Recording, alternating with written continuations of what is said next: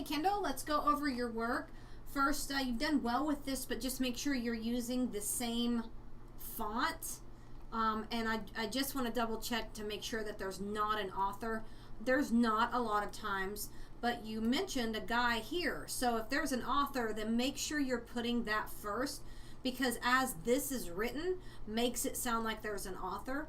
And you also want to word it different. When in your summary, you don't want it to sound like a conversation. This would like if I were to say, what is this about? That's how you would tell me. Well, it was saying that. It changes your tone. So reword that just a little bit. In the article, Dr. King would rejoice. It states that if, and so just word it a little bit more professionally. At the bottom here, I'm not sure what O8A is.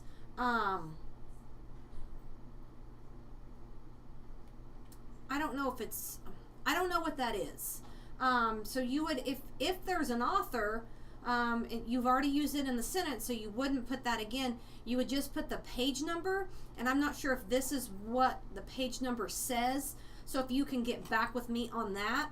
And so the same down here. And again, you're using that last name. And so, same thing. So really on all of them, you would want to make sure that you're doing this correctly. On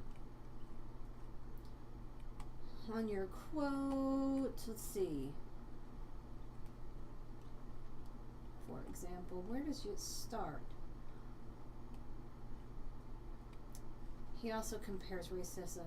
You've used a comma splice here on a quote. Let's see here.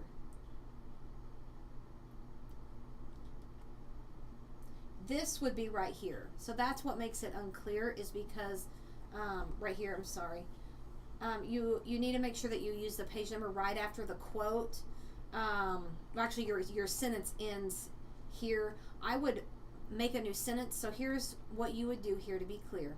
You take out the period, parentheses here, and page number, proper page number, in parentheses, period, and say this creates a picture in the reader's mind. So minor changes.